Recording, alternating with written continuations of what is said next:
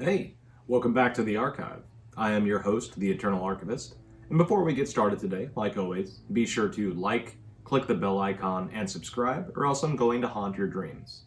Now, I've seen this face in the mirror, so I know how much of a threat that can be. So, if you don't want to see this face in your dreams, be sure to subscribe to the channel and say hello to SCP Bistet. Oh, there she goes. So, for today's video, we're going to be going over some cryptid, or a cryptid. And for those of you that don't know what a cryptid is, just think of Bigfoot or the Loch Ness Monster, kind of like a monster or a beast out of mythology or legend that we have yet to prove exists, but there's all sorts of stories about it. So today's cryptid that we're going to be going over is the Kraken. And the Kraken scares the shit out of me, I'm not going to lie. A giant monster living in the void of the ocean, where that just sounds horrifying. So that's what we're going to be going over today, is the Kraken. And honestly, the Kraken has inspired a lot of authors, even in today's society. I mean, we wouldn't have 20,000 Leagues Under the Sea or like the Cthulhu mythos from H.P. Lovecraft if it wasn't for the inspiration from the Kraken. It definitely inspired Jules Verne. It definitely inspired H.P. Lovecraft. So today we're going to go into a little bit of like a summary and the history behind the Kraken, and then we'll kind of cover some of the stories that are unexplainable, mysteries that have occurred, where we can be like, well, that was the Kraken. So that's what's going to be our story today. So let's go ahead and dive into it. So we'll be beginning with a brief summary of a kind of like a description of the Kraken and a little bit of a history lesson behind it.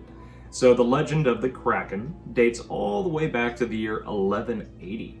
The myth originated from Scandinavian tales of a massive creature that would haunt the seas of Norway, Greenland, and Iceland. It was reported to be able to consume entire ships, and it was so large that it could be mistaken for a chain of small islands.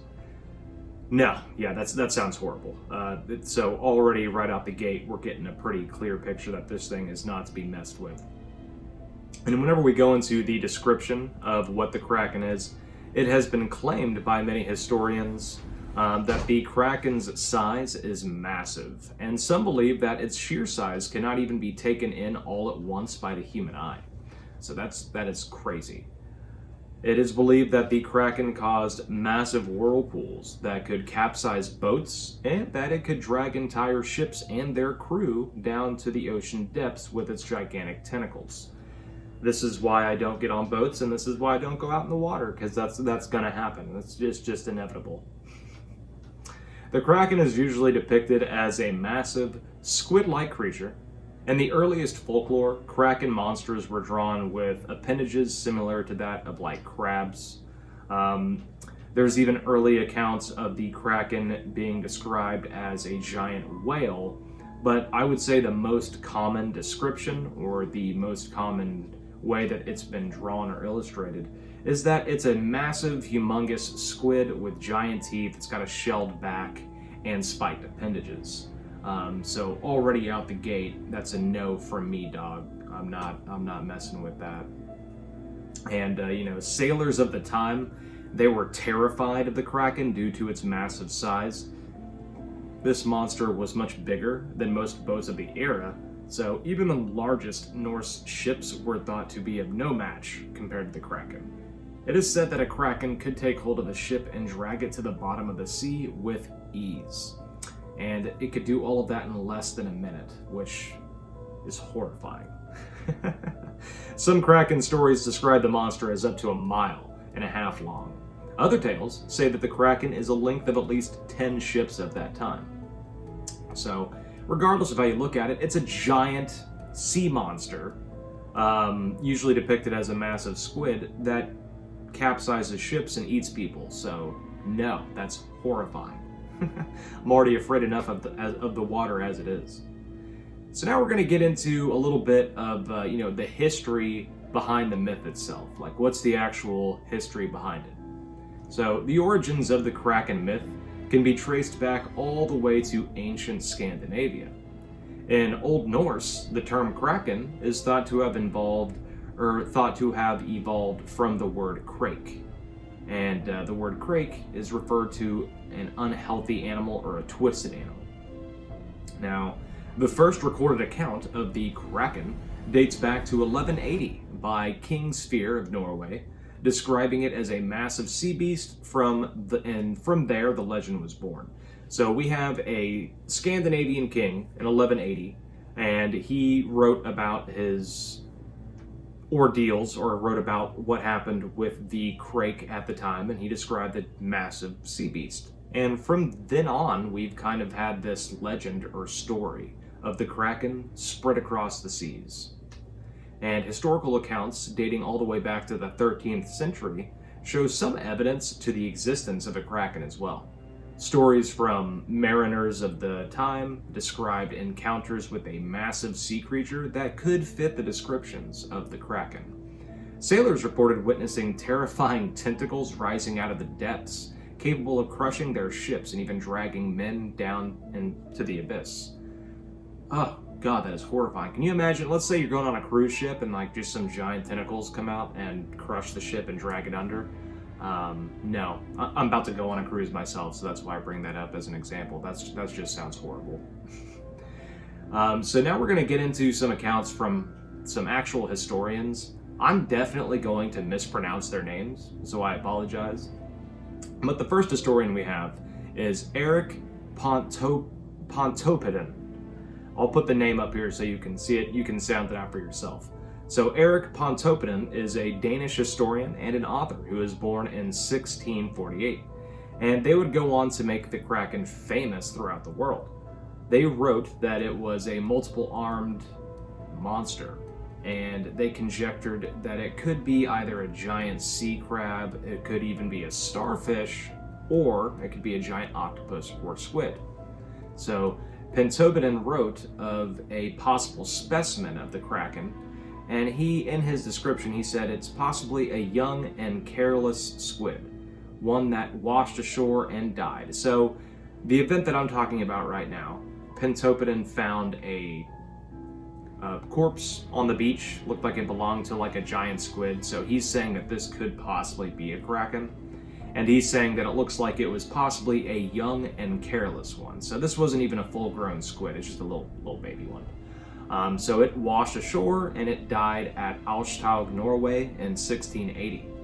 He wrote that it had long arms and guessed that it must have been crawling like a snail or a slug with the use of these arms. But it got stuck, unfortunately, on land during this process and it died. That is a horrible way to go. A squid crawling across the beach, getting stuck, and then just kind of baking in the sun. Yeah, that sounds lovely. And then we have a 20th century malacologist, Paul Barsh, and he believed that the events written by Eric Pontoppidan of this small squid crawling across the beach, he believed this to be a young giant squid. So historically, just looking at these, it looks like a lot of people are confusing a giant squid or even a giant octopus with the Kraken monster. And in 1802, the French mycologist Pierre Denis Montfort recognized the existence of two species of giant octopus in his book. He wrote a book called Histoire naturelle générale et peculière des mollusques. So it's an encyclopedia of mollusks. And a mollusk is, a squid, an octopus, a snail, something along those lines. So in this book, this historian wrote, the colossal giant was a man-killer that could rip apart shipwrecked people and divers. Montfort accompanied his publication with an engraving, or a picture, which represented the giant octopus poised to destroy a giant ship. And we'll put that picture up so you can see it.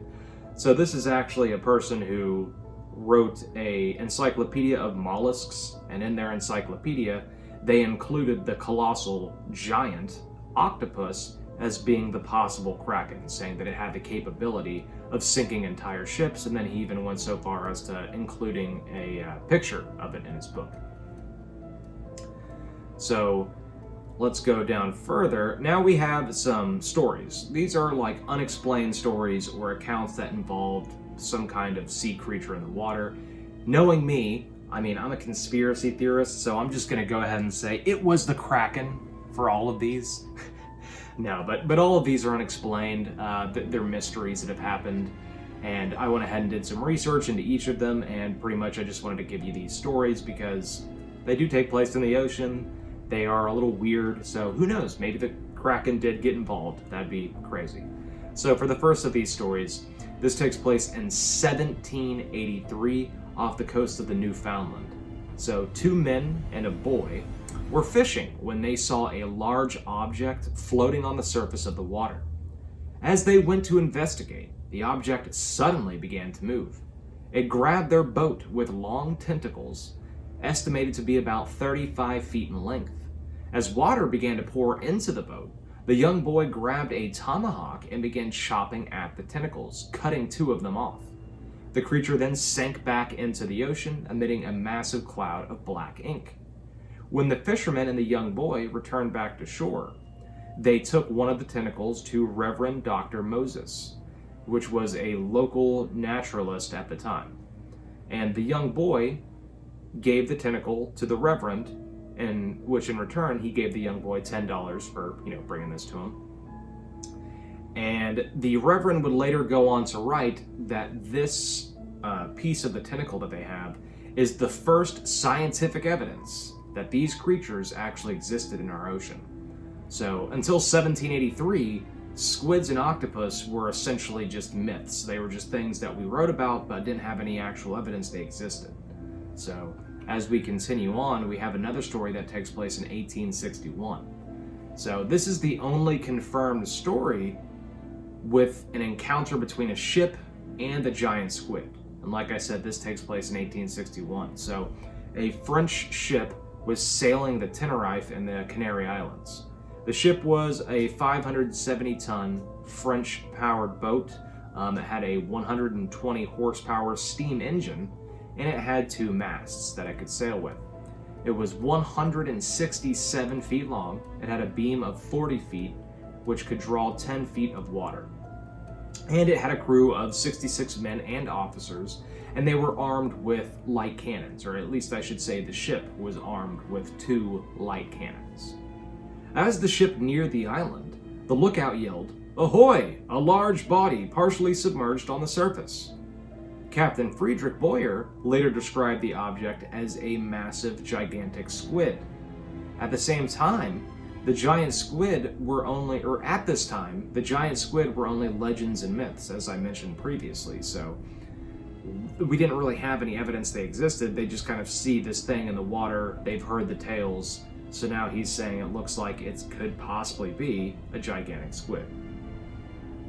So Captain Boyer knew if they could capture this creature, it would be a major discovery.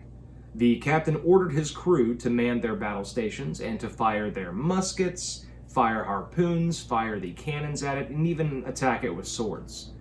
The bullets seemed to do little to no damage to the squid's rubbery body, and they finally did manage to bring the ship alongside the squid and kind of put a noose around its body so that they could drag it out of the water and capture it. They finally did manage to bring it out of the water. However, the weight of the squid was so great that whenever it came out of the water, it split into pieces. So they were only really able to recover a little piece of the squid's tail, and that piece weighed about 30 pounds. The captain preserved the specimen, and he took it to a museum, which you can actually still go see it. It's still there preserved. Now we're going to move on to another story. This event takes place in 1874. Now, there's not a lot of proof or evidence that this story actually took place. It's more so looked at as fabricated. It could be a lie, but a lot of newspapers were printing it at the time, so I wanted to include this. In 1874, newspapers around the world published a story about an attack by a giant squid on a 150-ton boat. The story goes that the ship was sailing in the North Atlantic when it was attacked by a giant creature. According to Captain James Flood, the creature was half the length of the boat and it was just as thick. The captain took up his rifle and he shot at the creature with seemingly no effect. The crew grabbed axes and swords, and they fought the creature while its gigantic tentacles began to pull the boat under the water. The boat capsized and it sank, throwing its crew into the sea.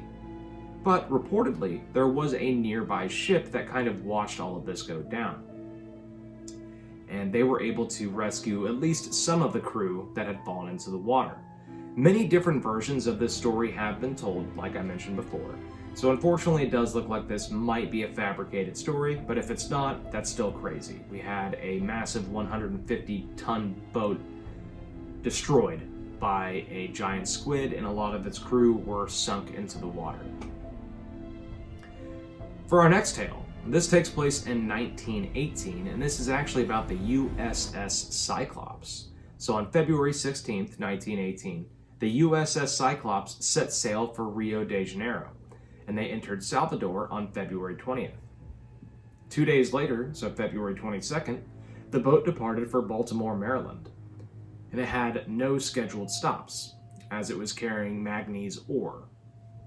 The ship was kind of thought to be overloaded whenever it left Brazil, and its maximum capacity was only 8,000 tons. So before leaving the port, Commander Worley had submitted a report that the ship had a broken, cracked cylinder within its engine, and that it was possibly overloaded, which could result in catastrophe.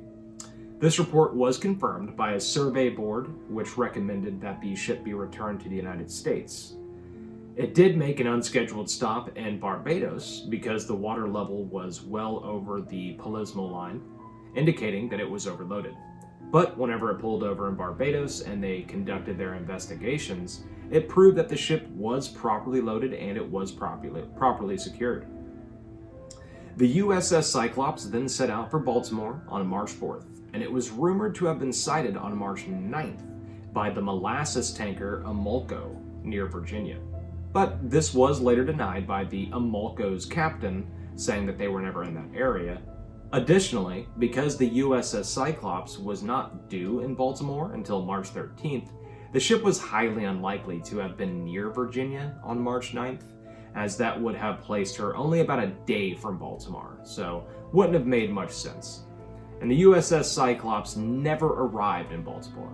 There was no wreckage of the ship, nothing has ever been found, and none of its survivors or no crew members of the ship have also ever been found. A lot of people believe that the ship just kind of sank into the depths of the ocean. Now, keep in mind, this did take place during World War I, so there was a lot of speculation that possibly this ship was sunk by a German boat or whatever was going on at the time. The Germans have consistently denied having anything to do with this, so we don't really have a lot of evidence as to what happened to this boat. It just kind of disappeared in the early 1900s. And if you ask me, it was the Kraken, obviously. It attacked this boat, sank it down, ate all of its crewmen. There you go. That's what happened. Clear, simple as day. So now we're going to go into another story. This story took place in 1968. So we had 4 separate submarines that went missing at the same point within the year. So we had the USS Scorpion, we had a Soviet submarine called the K-129, we had a French submarine called the Minerva, and the INS Dakar. The Minerva and the INS Dakar disappeared only about 4 days apart, and the Minerva has still never been found. Even though it only disappeared about an hour from its home port, it's just never been found. So is it a coincidence that 4 giant machines would all have this misfortune around the same time of year, around the same area? Or did they run into the Kraken? Bum bum bum. No, I think it was the Kraken. If you ask my professional opinion, clearly that's why you're watching the video. Now, in 2003, this is another kind of strange story that's not explained. In 2003, scientists decided that they wanted to tag a 9-foot great white shark. And they were doing this so that they could study the temperature changes in the ocean and what have you. Several months after tagging this 9-foot long shark, they saw that it had washed up on shore, which was strange. So they went out, they found the body of this shark. It had been completely eaten, and they thought that was very weird. So they took the tag off the shark and they went and they pulled through the data. and what they saw was shocking, to say the least. About 4 months after being tagged, the shark showed as being rapidly brought down into the ocean. So they typically swim at, however many feet in the ocean, but because they have the tag on, we can see how deep they went. And this shark dove well below 2,000 feet into the ocean, and it was attacked by something. So that leads me to believe that this was a kraken or some kind of squid grabbing or getting a hold of this creature and dragging it down to where it lives and eating it. Because, squids and octopus, they live very, very deep down. So just all in all, that story is kind of creepy, because what would eat a 9-foot great white shark that's swimming around besides a giant kraken? All right, and then for the last weird kind of just mystery story that we have in here. In 2007, the Kaz 2 was a boat that set sail from Australia, and it was manned by 3 sailors, and they all mysteriously disappeared. The boat was found drifting with its motor still running. There was still power on like their laptops and whatever mobile devices they brought onto the boat, but nobody was on board. It was just ghosted. And, there's been many coroners that have speculated as to what happened to the men on board, but nothing has ever been proven as to what happened. If you ask me, Davy Jones sent the Kraken to these guys because they were, driving around in his territory, and it came up and snapped them right off the boat. But that's just me. Who knows? I've been known to be pretty dumb. All right. So that kind of concludes the mysterious stories and the history behind the Kraken. I also kind of want to introduce you to a poem that was written about the Kraken. This poem is pretty famous, as it inspired H.P. Lovecraft tremendously. If you're not someone who's read H.P. Lovecraft, or if maybe you're not a fan, I highly recommend just kind of reading some of his short stories, maybe reading some of his books. They are excellent when it comes to cosmic horror. They're just great. And a lot of his inspiration for his stories comes from this poem.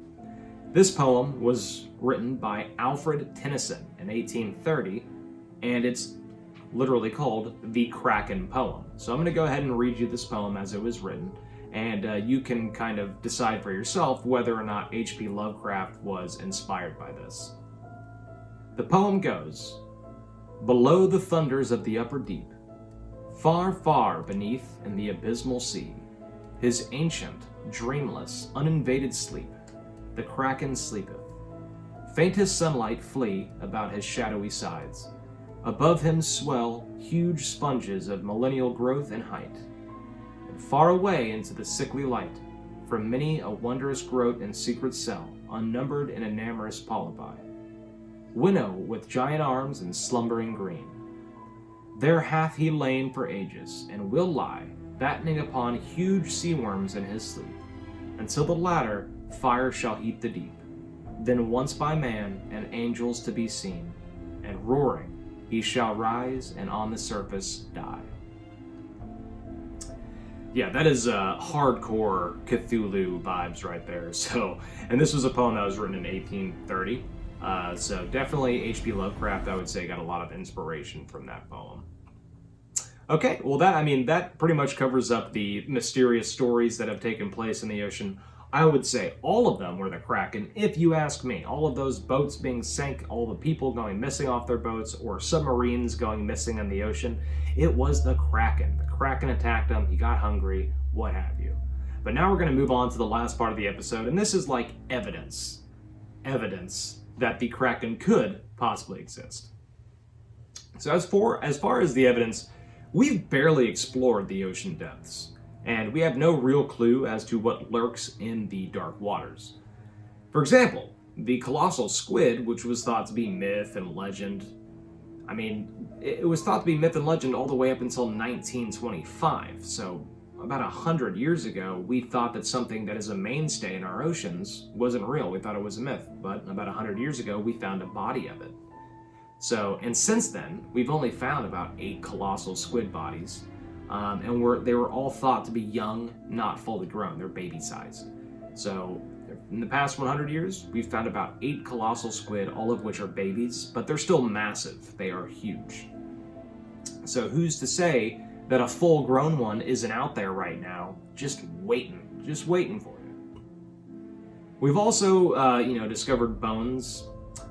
So bones have been found that suggest some type of Kraken monster once have existed and may still exist. And when I say that, I basically mean octopus and squid, when they eat something, they will take the bones and they'll kind of stick them in the sea floor and make circles and artwork out of the bones of whatever it is they just ate. It's actually kind of cool. You should look it up if you haven't seen that before. But essentially, squids and octopus love to make artwork out of the corpses of the body that they just ate, which is super metal.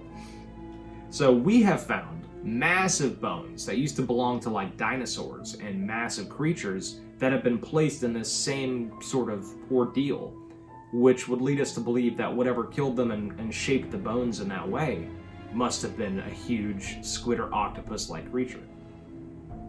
Additionally, the ichthyosaur, we have found ichthyosaur bones in strange patterns, like I just mentioned. We've also seen that the ichthyosaur can grow to be 66 feet long, or it could have grown to be 66 feet long, and it was a meat eater back in the day. It was a big dinosaur. And something would have to have been huge in order to take that dinosaur down. But we have found ichthyosaur skeletons with their rib cages cracked from constriction, almost like, if you saw a boa constrictor break something down. So we have found ichthyosaurs and other massive meat-eating dinosaurs in the ocean depths that have had their skeletons completely cracked, constricted, and really the only way that this would have been able to happen is if a large tentacle had been wrapped around these creatures and they were crushed and dragged down to the ocean depths. So that leads me to believe maybe it was a Kraken. And honestly, only time and exploration will tell if this creature ever truly existed. But you're still not ever going to catch me out in the middle of the ocean. That's just not happening. That's just too much. So that wraps up our dive into the Kraken today. If you enjoy watching these strange and weird tales, then please follow us on our other social media pages and subscribe to the channel. It helps us tremendously. And talking about the Kraken honestly makes me want to get into the H.P. Lovecraft territory. So honestly, for the next video, I think I'm going to go over one of his short stories for you guys. It might be Shadow over Innsmouth or the Dunwich Horror, who knows. But I think we're going to go into the H.P. Lovecraft territory for our next video. But if there is something in particular that you would love to see me do, please comment, and, the archivist will abide. But, now, as far as the next video, I think it will be mainly H.P. Lovecraft. I just want to do that. I think it'll be fun. Okay, so if you'll excuse me, I have dreams that I need to go haunt from those who haven't subscribed to this channel yet, but I will see you again on our next trip into the archive.